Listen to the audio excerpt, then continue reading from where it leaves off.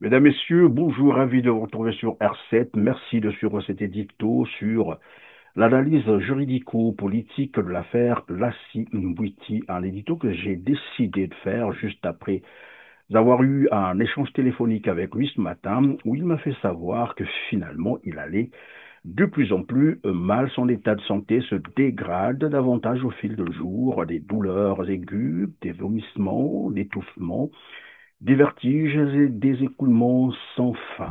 Suite, comme vous le savez désormais, à des tortures qu'il a subies pendant 10 jours, des services militaires parallèles. Certaines sources font état des services de la GRB juste derrière la mairie de Brazzaville. Il a été donc kidnappé, séquestré, torturé avant d'être jeté dans un cours d'eau Madoukou Tchekele par des gendarmes.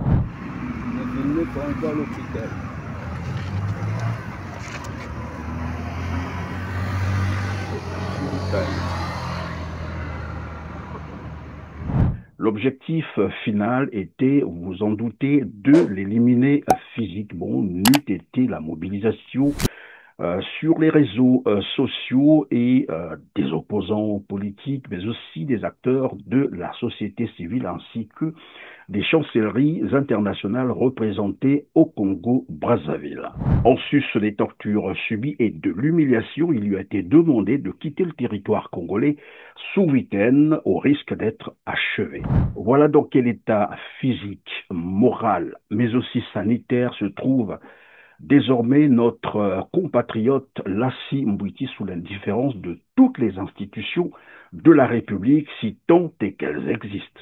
C'est aussi la preuve que le Congo-Brazzaville sous Sassou Nguesso est une mafia, une des pires tyrannies de ce 21e siècle. Sassou Nguesso.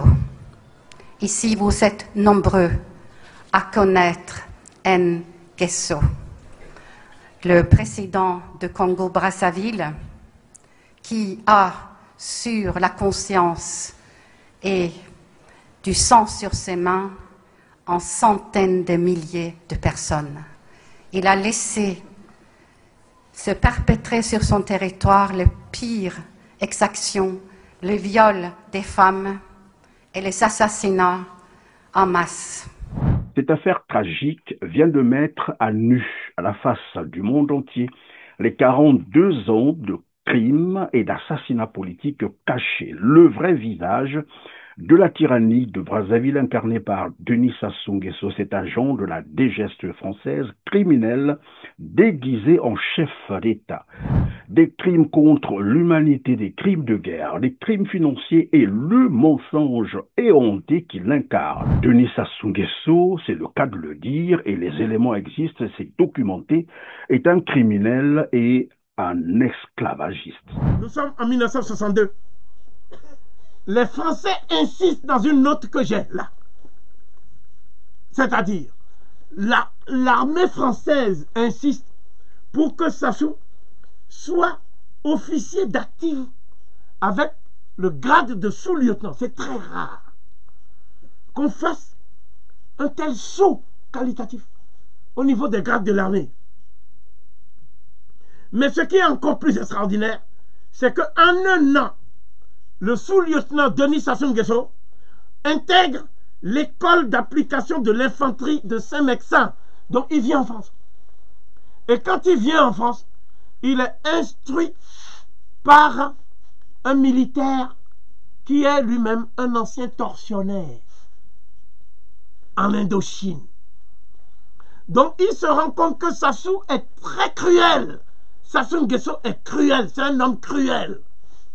C'est-à-dire la vie humaine ne provoque pas, l'attentat à la vie humaine ne provoque chez lui aucune émotion particulière. Sassou a même dit une fois que lorsqu'on écrase un insecte, est-ce que l'insecte crie pour dire qu'il souffre? Non! C'est la même chose qu'il faut faire. Parce que même quand Sassou t'emprisonne, il t'arrive toujours malheur en prison. Ce que beaucoup de gens ne savent pas. Sassou Nguesso, parce que j'ai fait une enquête minutieuse sur lui. Sassou Nguesso a signé un document de la DGSE, la Direction Générale de la Sécurité Extérieure Française, comme quoi, en cas de conflit d'intérêts entre le Congo-Brazzaville indépendant et la France, lui, il défend les intérêts de la France. Sassou a signé ça le 12 octobre 1962. J'étais de ceux qui avaient aidé Sassou et qu'ensuite nous avons été extrêmement déçus par l'échec de Denis Sassou Nguesso. D'abord, il y a eu des exactions effroyables, notamment les 350 assassinés du Beach. Ça, c'est des choses qui méritent le jugement des tribunaux pénaux internationaux. Puis il y a surtout tous ces détournements de fonds publics, d'utilisation de l'argent du pétrole pour autre chose que le bonheur du peuple. Enfin, toute une série de déceptions. L'analyse juridico-politique impose cet enlèvement manu militari suivi d'une séquestration et de 10 jours de torture et d'accuser l'État congolais de la responsabilité, l'entière responsabilité bien sûr, de cet enlèvement de Lassine Mouti, découvert dans un état déplorable en mettant en évidence ses pratiques terroristes et criminelles. Premièrement, la non-assistance à personne en danger. Le citoyen Lassine Mouti a été enlevé à son domicile devant sa famille. Ce rapt manifeste s'est déroulé dans l'indifférence totale des forces de l'ordre.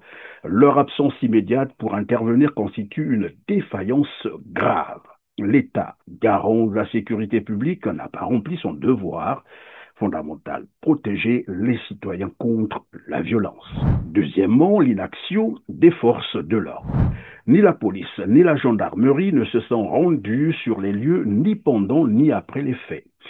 Cette inaction volontaire est une forme de complicité tacite, institutionnalisée. L'absence d'enquête de terrain renforce l'idée d'une volonté délibérée de faire taire cette affaire. Troisièmement, le silence du procureur, le procureur de la République. Yo ojalinani, ojalelo côté, l'État jalin Njoko, Njoko akola kisayo. Et cette fois-ci, le Njoko n'était finalement qu'un petit chat. L'autorité judiciaire, en la personne du procureur, n'a pas ordonné l'ouverture d'une enquête, alors même qu'un citoyen a été retrouvé séquestré et jeté comme un déchet humain. Ce silence judiciaire est une violation directe de la mission de la justice, faire la lumière sur les crimes et punir les auteurs. Quatrièmement, l'impunité érigée en mode de gouvernance et encouragée au Congo-Brazzaville. Le manque de réaction des institutions montre que l'impunité est encouragée, voire protégée. Cela crée un climat de terreur dans lequel tout citoyen peut être victime sans espérer justice. L'État devient ainsi complice des crimes par son inaction. Cinquièmement, c'est l'atteinte aux droits fondamentaux. L'enlèvement et la séquestration de Lassine Mouti constituent une violation flagrante de ces droits humains. Droit à la sécurité, à l'intégrité physique, à la dignité. L'État congolais viole les conventions internationales qu'il a pourtant signées. Sixièmement, c'est le climat politique. Si ce cas s'inscrit dans un contexte de répression, d'intimidation ou de disparition des citoyens critiques et gênants, alors il révèle un usage politique de la violence. Cela renforcerait l'idée que l'État congolais ne protège pas les citoyens, mais les opprime. On peut donc conclure que l'État congolais est responsable, soit par complicité, soit par démission. Sa passivité criminelle face à l'enlèvement de Lassine Mouti fait de lui non seulement un État délinquant, criminel, terroriste, mais aussi un État coupable. Le silence des institutions est un aveu. Merci, mesdames, messieurs, chers followers, de nous avoir suivi aujourd'hui. Cliquez sur le petit pouce en l'air, juste en bas de la vidéo, après avoir largement partagé cet édito, et dites-nous en commentaire ce que vous en pensez. Merci et on se retrouve prochainement.